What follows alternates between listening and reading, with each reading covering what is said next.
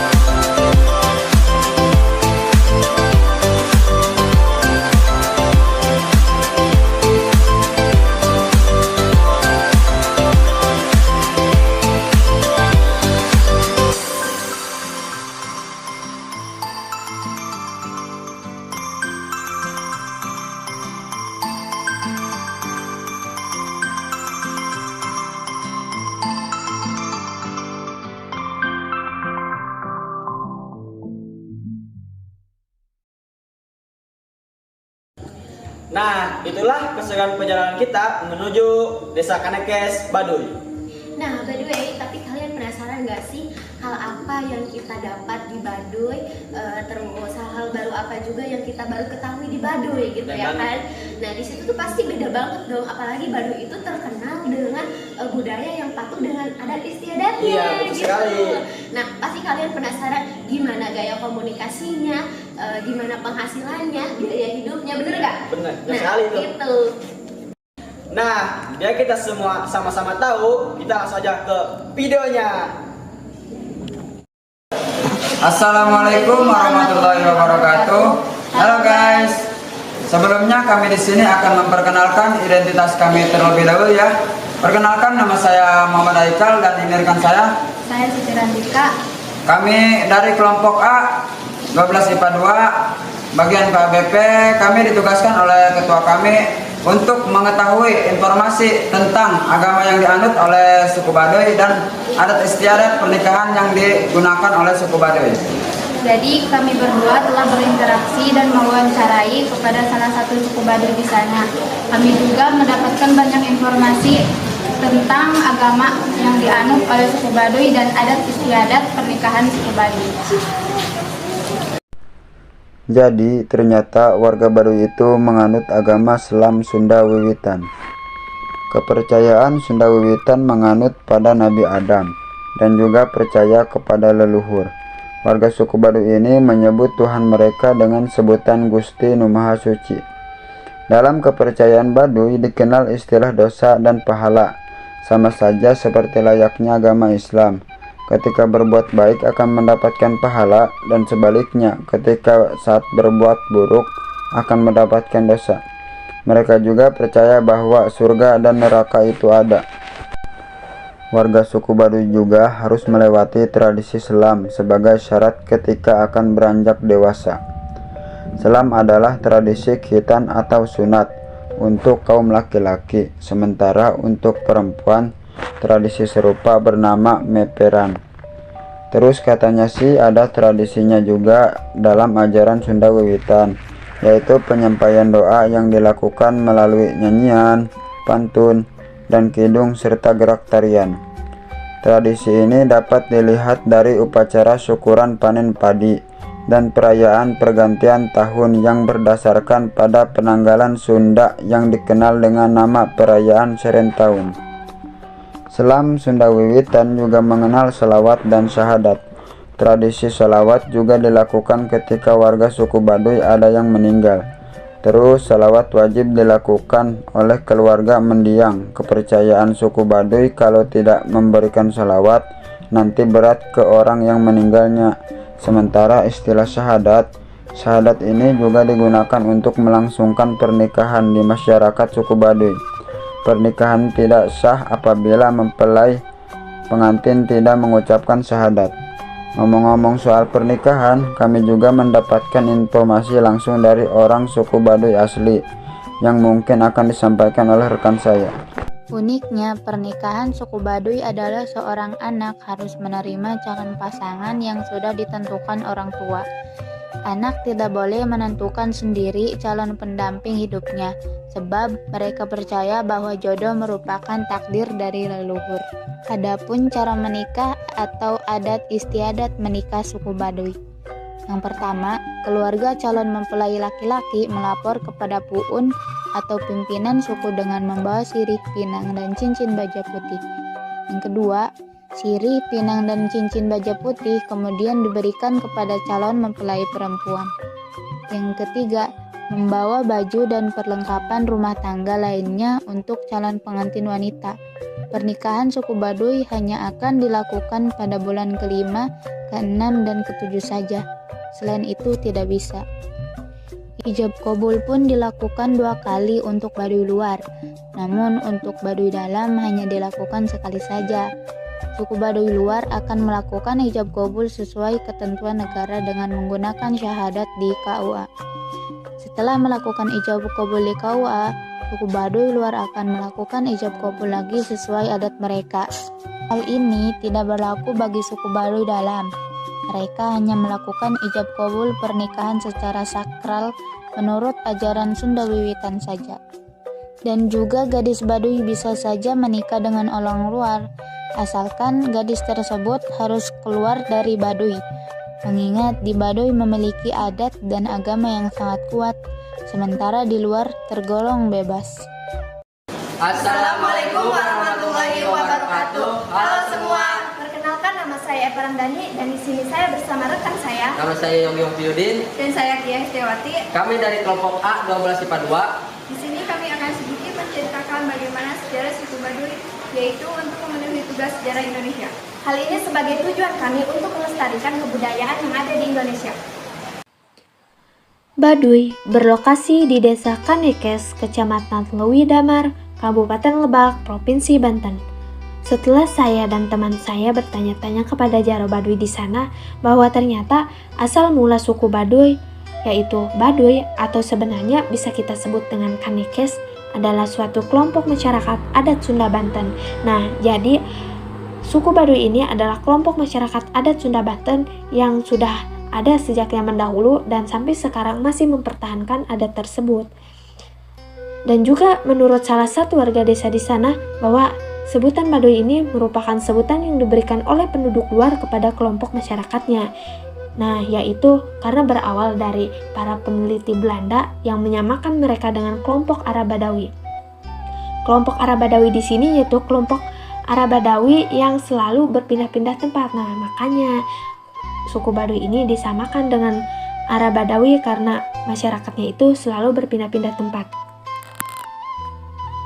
Nah, dalam suku Baduy juga terdapat kelompok etnis Baduy, yaitu yang pertama adalah Tangtu. Tangtu adalah kelompok yang dikenal sebagai Baduy dalam dan yang paling kental mengikuti adat seperti Kampung Cibeo, Cikartawana, dan Cikesik. Yang kedua ada Baduy atau kelompok penamping. Penamping di sini adalah kelompok yang dikenal sebagai Baduy luar, yang tinggal di berbagai kampung dan tersebar mengelilingi wilayah Baduy dalam, seperti di Kampung Cikadu, Kadu Ketuh, Kadu Kolot, Gajeboh, Cisagu. Ada satu hal yang menarik bagi kami saat mewawancarai salah seorang kakek Baduy. Pada saat itu, beliau sedang membuat tas dari terep. Bahwa Baduy adalah keturunan Batara Cikal, salah satu dari 7 dewa yang diturunkan ke bumi untuk menjaga harmoni dunia. Masyarakat Baduy percaya bahwa tanah kediaman mereka disebut sebagai pancer bumi, yaitu tempat manusia pertama kali diturunkan ke bumi. Di sana terdapat Baduy luar dan Baduy dalam. Baduy luar terlihat dengan busana hitam dan Baduy dalam memakai busana serba putih. Informasi yang kami ketahui mengenai Baduy ini, ternyata Baduy dalam diperbolehkan keluar dan menetap sebagai Baduy luar, sedangkan Baduy luar tidak bisa masuk dan menetap sebagai Baduy dalam. Assalamualaikum warahmatullahi wabarakatuh. Sebelumnya izinkan kami memperkenalkan diri. Perkenalkan, nama saya Milawati dan ini rekan saya. Perkenalkan, nama saya Putri Padilla. Kami dari kelompok A bagian Pendidikan Kewarganegaraan kelas 12 IPA 2. Di sini kami akan memaparkan hasil dari observasi dan wawancara untuk memenuhi tugas dalam kegiatan Sabab Baduy sebagai langkah untuk melestarikan suku dan budaya di Indonesia, Yaitu tentang pemilihan kepala desa di suku Baduy. Hasil dari perbincangan kami dengan beberapa warga di suku Baduy mengenai pemilihan kepala suku, salah satunya adalah masyarakat Baduy memiliki sistem pemerintahannya sendiri yang disebut Pikuku Karuhun dengan 3 pemimpin adat atau yang lebih dikenal dengan istilah Puun, dengan kedudukan daerah Tangtu yang berbeda yaitu Cibeo, Cikartawana, dan Cikesik. Dalam kedudukan ini, Puun Cibeo berfungsi sebagai pemimpin politik yang dihubungkan oleh garis keturunan yang paling muda, dan Puun Cikesik berfungsi sebagai pemimpin agama yang ditentukan oleh garis keturunan yang paling tua. Sedangkan Puun Cikartawana kedudukannya di antara kepemimpinan agama dan kepemimpinan politik. Sementara untuk cara pemilihan kepala desa di suku Baduy, yaitu untuk kepala desa sudah ditentukan oleh kokolot atau orang yang dituakan dari Baduy dalam. Tidak dapat diubah, juga tidak ditentukan atau dipilih oleh masyarakatnya. Jadi, di sana dikatakan bahwa orang yang akan menjadi kepala desa suku Baduy adalah orang yang sudah seharusnya sesuai dengan nasib, keturunan, dan ketentuan dari kokolot. Adapun juga dengan sistem nujum, di mana apabila keturunan tidak pas, berarti dipindahkan, artinya menisbatkan atau menyandarkan atau meramalkan sesuai perbintangan orang yang akan dijadikan kepala desa. Adapun untuk pemilihan rukun tetangga dan rukun warga, tetap ada sebagai sarana untuk mengatur dan menyusun rencana kegiatan pemerintahan kelurahan. Assalamualaikum warahmatullahi wabarakatuh. Halo. Perkenalkan, nama saya Edi Apriyandi dan ini rekan saya Mita Gitawati. Kami kelompok A dari 12 IPA 2 yang ditugaskan oleh ketua untuk mengobservasi tentang pelajaran ekonomi, yaitu tentang mendapatkan data dan mengenai cara memenuhi kehidupan pokok dengan memupuk kekayaan suku Baduy. Setelah kami berdua berbincang-bincang mengenai kehidupan pokok dan memupuk kekayaan alam suku Baduy, ternyata cara mereka memenuhi kehidupan pokoknya itu dengan cara bertani. Katanya sih, rata-rata bapak-bapak di suku Baduy itu mempunyai ladang atau huma. Ada hal yang unik juga yang baru kami ketahui. Ternyata di suku Baduy ini tidak boleh memelihara kambing, sapi, dan juga kerbau. Bahkan katanya tidak boleh memakai pupuk kimia. Sedangkan ibu-ibunya berjualan dan menenun. Menenun juga hanya boleh dilakukan oleh kaum wanita. Pas kami berjalan pun banyak sekali rumah yang dijadikan tempat untuk berjualan. Ada yang jualan makanan, madu, kerajinan, dan hasil tenun. Katanya untungnya gede banget loh kalau lagi rame. Nah, tapi nggak hanya perjalanan di mobilnya aja yang bikin seru. Perjalanan dari Baduy luar menuju desa Gajahbonya juga lebih seru loh. Kalau dibilang capek, ya emang pasti capek. Tapi keseruan ngobrolin hal-hal baru yang kita temui di Baduy itu jauh lebih seru pas di perjalanan. Bener banget, apalagi dengan jalan yang turun tanjak, disertai batu kerikil dan licin. Itu yang membuat kita menjadi lebih menantang untuk mencapai tujuannya. Gak hanya itu, di perjalanan kita juga bertemu dengan anak kecil yang perkiraan usianya 7-9 tahunan. Kita ngobrol dan mempertanyakan hal yang pengen kita tahu dari seluk-beluk keseharian mereka. Apalagi katanya mereka tidak bersekolah.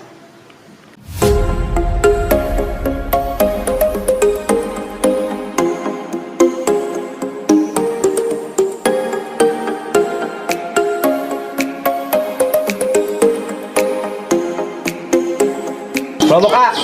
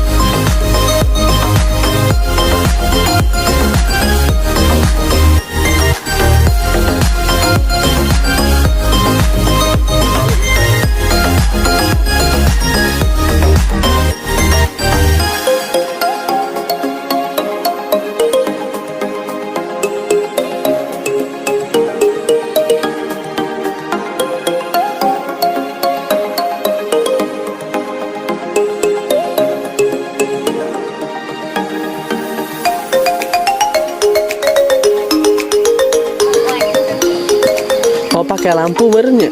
Pakai lampu, pakai lilin, apa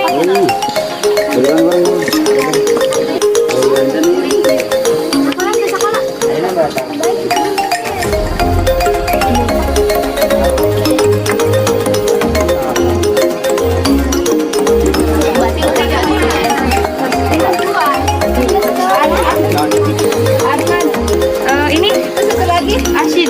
Ini satu lagi.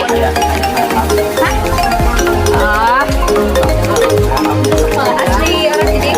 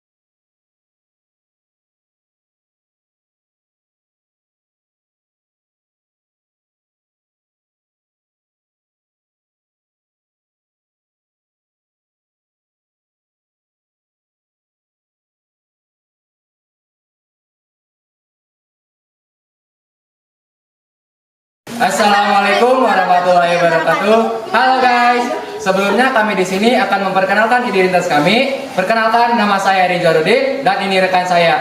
Perkenalkan, nama saya Risa Kusina Damayanti. Kami dari kelas 12 IPA 2 kelompok A, yang dimana kami diperintahkan oleh ketua kami untuk mewawancarai orang Baduy Untuk mendapatkan informasi tentang data mengenai luas bangunan Leit.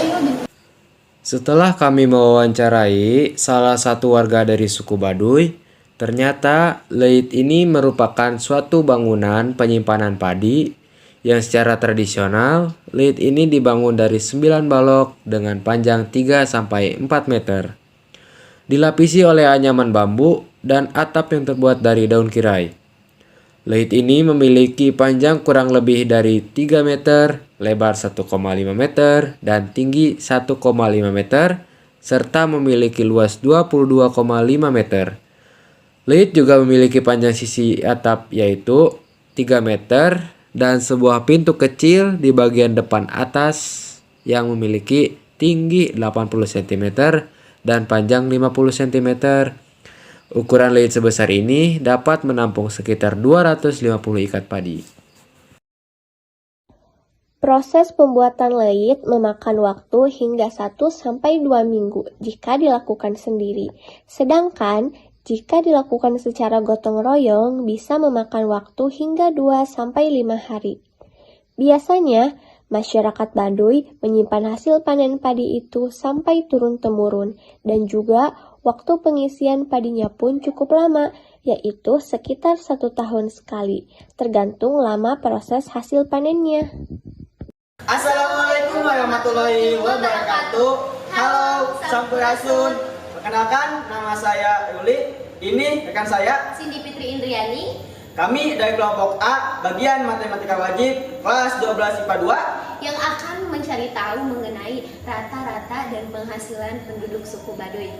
Kalian tahu gak sih berapa rata-rata penghasilan serta biaya hidup suku Baduy itu?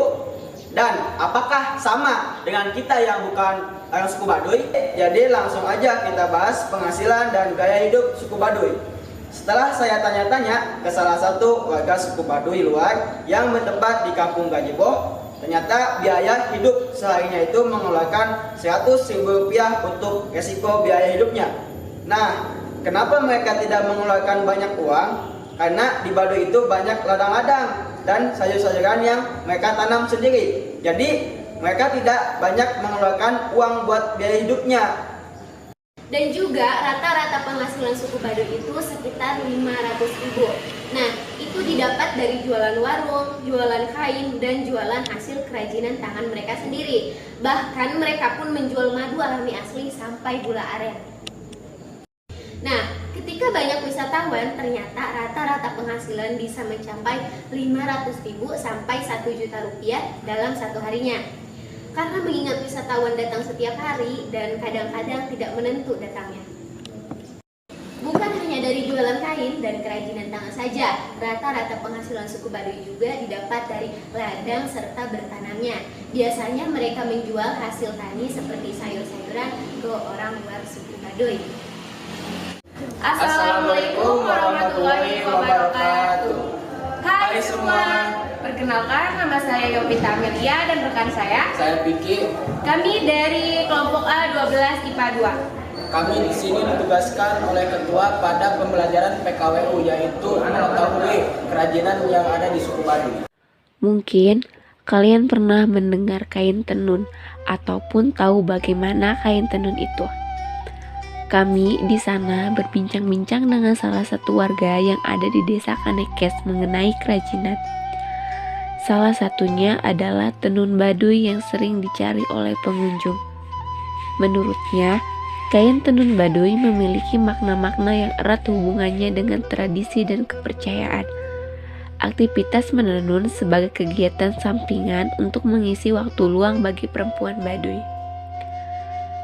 Kain tenun Baduy memiliki kekasaran dari bahannya yang agak kasar. Goresan-goresan kapas dari proses pemintalan tradisional telah menghasilkan tekstur khas tenun Baduy. Uniknya, menurut kami, untuk alat menenun ternyata punya nama masing-masing. Di antaranya ada cangcangan sebagai penguat alat bertenun, totogan, alat penahan ketika proses bertenun, rimbuhan, sebilah kayu yang memanjang seperti mistar berbentuk bulat untuk merenggangkan kedudukan benang tenun, kekedal, patitihan, totojer, bilahan kayu tempat kaki penenun berterletak, jinjingan, bagian dari gedogan, tempat menambatkan lusi. Kegiatan menenun yang sedang kami lihat adalah motif jangkawari. Motif jangkawari ini cukup sulit karena motifnya banyak. Motif jangkawari bisa membutuhkan waktu 3-4 minggu. Untuk harganya sendiri mencapai 1 juta. Cakap salah satu warga yang ada di desa Kanekes. Dan ternyata kegiatan menenun hanya boleh dilakukan oleh kaum perempuan saja. Menurutnya, jika pihak laki-laki karena alat tenun, apalagi mencoba kegiatan tradisi menenun, maka laki-laki akan berubah perilakunya menjadi seperti perempuan. Selain kain tenun, kami juga melihat beberapa kerajinan di antaranya. Ada gelang dari kulit kayu terep yang dianyam. Untuk gelang sendiri dijual sekitaran Rp5.000. Ada juga gantungan kunci dari picung yang diberi bambu agar bisa menghasilkan suara. Dan ada juga cangklong dari biji pinang. Assalamualaikum warahmatullahi wabarakatuh. Sebelumnya izin memperkenalkan diri. Perkenalkan, nama saya Cici Baengsari dan ini teman saya. Perkenalkan, nama saya Hikmat Ridho Pamungkas. Kami dari kelompok A dengan tugas Bahasa Indonesia kelas 12 IPA 2. Di sini kami akan memaparkan hasil observasi wawancara kami tentang menjelaskan gaya bahasa dan komunikasi suku Baduy. Suku Baduy umumnya berbicara menggunakan bahasa Sunda dan bahasa Indonesia. Di daerah suku Baduy itu sering menggunakan bahasa Sunda, tetapi Sunda kasar.